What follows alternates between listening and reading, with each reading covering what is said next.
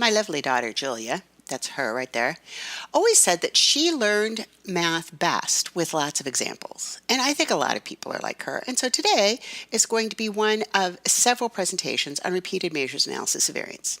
So first of all, let's talk about how repeated measures ANOVA is different from the regular one or two-way ANOVA that maybe you're used to. First of all, a repeated measures ANOVA violates the assumptions of a regular one or two or n-way ANOVA.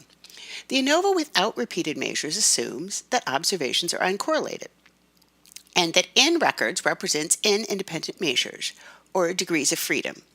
If you read a whole lot of statistics, you might come across things that say, let's assume that we have an IID.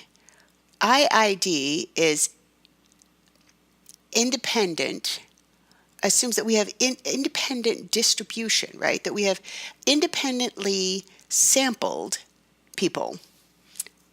That's one of the I's. Now, sometimes your problem is that your data are wrong, but other times your problem isn't the data, but how you have analyzed the data. So you have assumed that you have independent, identically distributed observations, and instead you have observations that are almost certainly correlated, that is, not independently sampled. So let's say you did ANOVA and you had gender as your independent variable. So male number one score probably is uncorrelated with female number one score. So you have satisfied throughout your sampling the assumption of independent samples. When you do an independent t-test, you're assuming you have independent samples, right? When you do a repeated measures ANOVA, that assumption is almost certainly violated. Subject 1 score at pretest is almost certainly correlated with subject 1 score at post-test. So the person who had the highest score in the pretest may not have the highest score in the post-test, but it's probably going to be higher than average. Now, how repeated measures impacts the variance? When you have uncorrelated measures, the variance of the difference between two group means is the sum of the group variances. However, as Moser, you did read the Moser article, right, pointed out, with repeated measures, the variance between means is larger because it's the variance of group 1 plus the variance of group 2 plus 2 times the covariance. Now, when you have independent groups, this is 0. So the variance of the difference between the means is the sum of the two variances. But when you have correlated observations, the variance of the difference between the means is going to be larger than the sum of the two variances because you have the covariance there. Let's take an example. You have the income of husbands and wives tend to be correlated. So the variance in the income of married couples is going to be greater than the sum of the variance of the incomes of the wives and the variance of the incomes of the husbands. I mean, just think about it like this. You have two people and they each have an income of $100,000. And the mean of the distribution is, say, 50,000. But then if you put them together and they're married to each other and the mean of the distribution is 100,000, now they have an income of 200,000. So instead of their income being 50,000 from the mean each, it's 100,000 from the mean. 50 squared times 2 equals 5,000, where 100 squared equals 10,000. And you thought I just made this stuff up. So what difference does it make if you have 400 people or 200 people measured twice? Well, remember, when you're looking at an ANOVA with n subjects and k groups, the critical value is found for k minus 1, n minus k. Well, let's just ignore this, for example, and just think about it logically. If I said to you, I went out and I sampled two groups of 500 people each, and I found that there was a significant difference between, I don't know, Republicans and Democrats on how likely they thought it was that global warming was true. You might think, well, that seems a feasible result. You have 1,000 people, you have 500 in each group. Well, what if I had two people that I just went and asked 500 times? Now, first of all, I would probably get slapped by both of them before I got to the 500th time, but hypothetically, let's say it happened. You would say that's probably not something you would give as much credibility as in two groups of 500 people.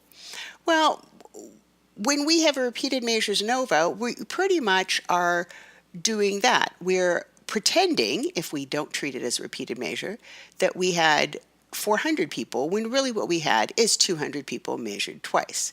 So when you have correlated subjects, your degrees of freedom are going to be different, and your variance is probably going to be different between the means. So if you ignore that, this is from your textbook, Cody and Smith, that the 4 subjects are repeated, then your degrees of freedom equals 3. You have 3 groups, 9 degrees of freedom, and your critical F value is 3.86. The multivariate test for the Cody example has degrees of freedom equals 3, 1, and a critical F value of 215.7. That's quite a heck of a lot of difference. But 4 subjects is 1/4 of 16 subjects, so it is a big difference. Realistically, you'd like more than 4 and more than 16. But think about it in terms of the central limit theorem. If you're selecting only 4 people in the population, you could have more sampling error than if you're selecting 16. So you'll need to show a greater difference between the means than if you had 16, right? Read this twice, because it will be on the final. ANOVA, if you're using SAS, this even prints on the printout. It's in the documentation. If you use ANOVA for analysis of unbalanced data, you must assume responsibility for the validity of the results. The ANOVA procedure is designed to handle balanced data, that is, data with equal numbers of observations for every combination of the classification factors, whereas the GLM procedure can analyze both balanced and unbalanced data.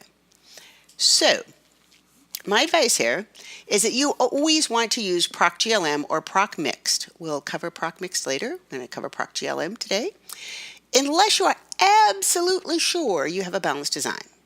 Now, PROC-GLM syntax is identical to PROC-ANOVA. Just substitute GLM for ANOVA and everything else works the same way.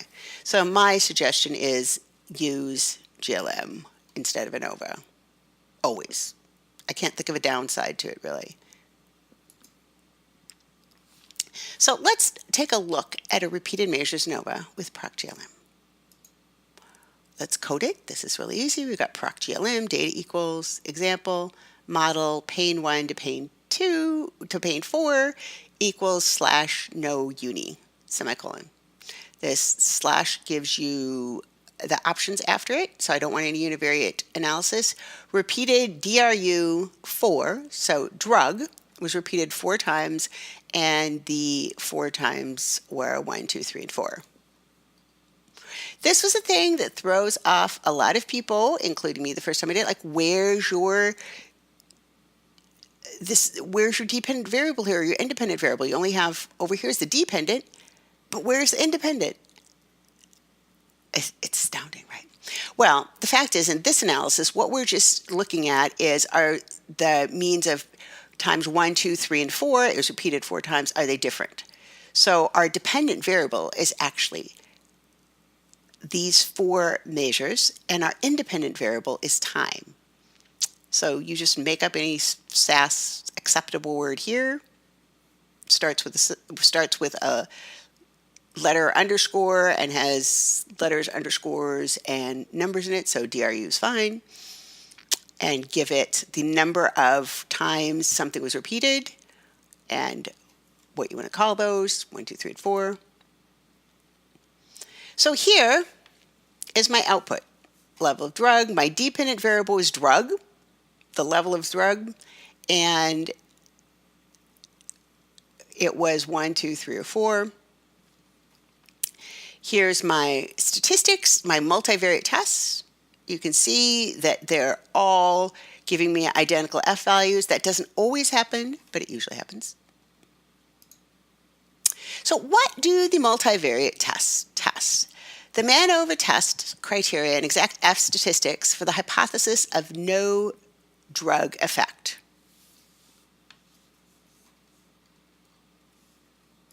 How do you interpret that? Well, first you have your Wilks lambda.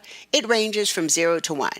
So the lower the lambda value, the more the effect contributes to the model. So this is basically how much of the variance is left being unexplained. Lower lambda, the more it contributes. However, geez, we have a really low lambda value, but it's still not significant. Why is that? Think about that. Now, the Pillai's trace, perhaps I pronounced that wrong, but it ranges from 0 to 1. The higher the trace value, the more the effect contributes to the model. So this is also really high, and yet it's still not significant.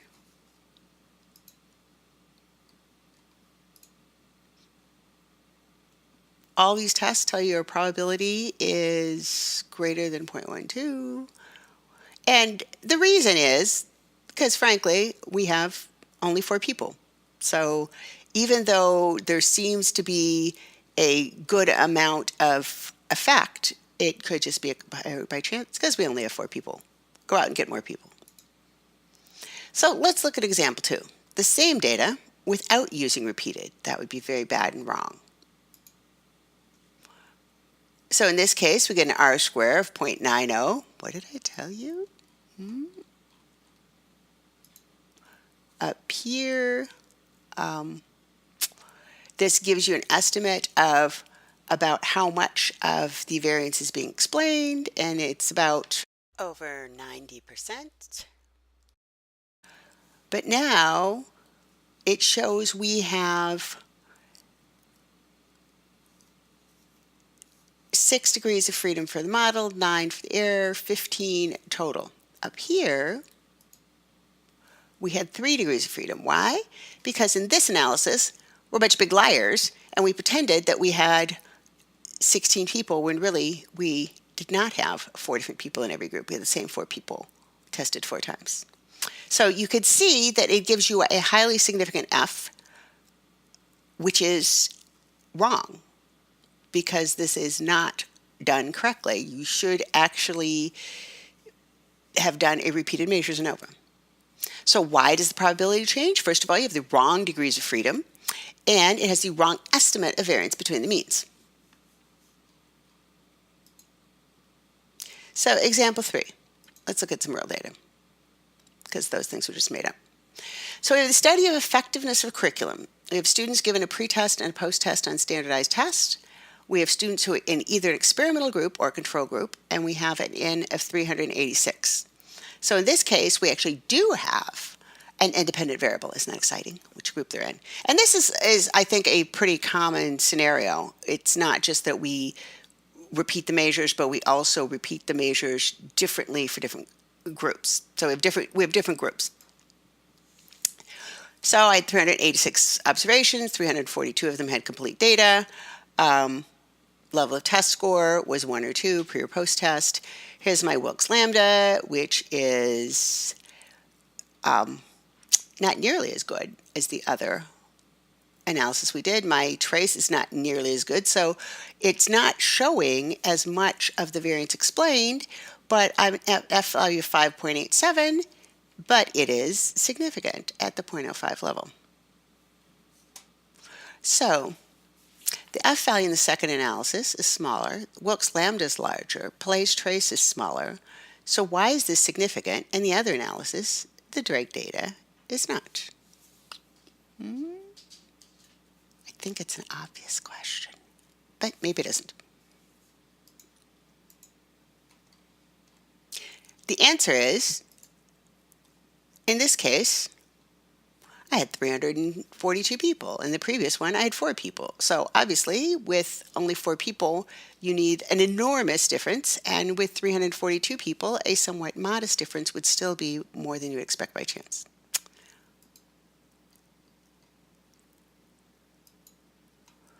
We're going to go back and look at this some more later, but let's just take another look at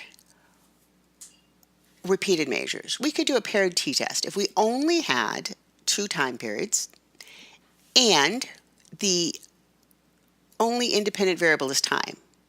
So we're not comparing experimental control group. We just want to say, did something increase from time 1 to time 2? And I've actually, this is not the best way to do a study, but I've actually sometimes been forced to do this when nobody wanted to be in the control group. For example, if we had an educational intervention that the school district was pretty convinced was going to be the benefit to the students, they said, well, if we really think this is going to work, why are we going to put any students in the control group? And so they would only let us do pre and post test, and there was no experimental control. Everybody was in the experimental group.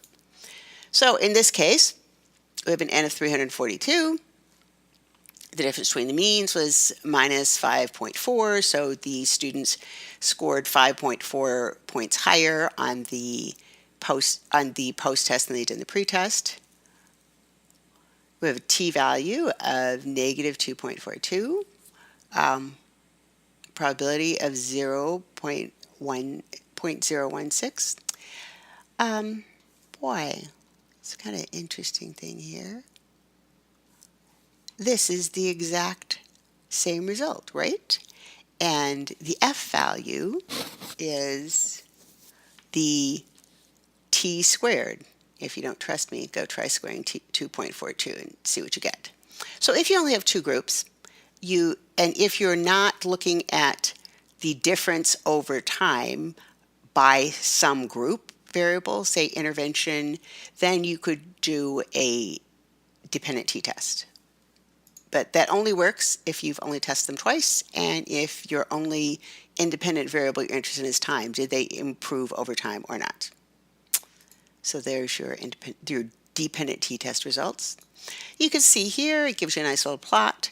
You could see that the effect size is somewhat small. It's barely significant. So here is 0, and your confidence interval is just to the left of 0. There's a difference between the means. If you're not familiar with box plots, there's the mean, median difference. There's the confidence interval for the difference. Doesn't look like a huge improvement. These lines that SAS is giving you are the difference from pre to post test. And here, if I plotted them, are the correlations between the pre and post test. And so you can see, as the assumption of a dependent t-test or a repeated measures ANOVA tells you that there is going to be a correlation assumed between the pre and post test, and there's a pretty tight correlation there. So that's our first example. We'll talk about this more in the next video.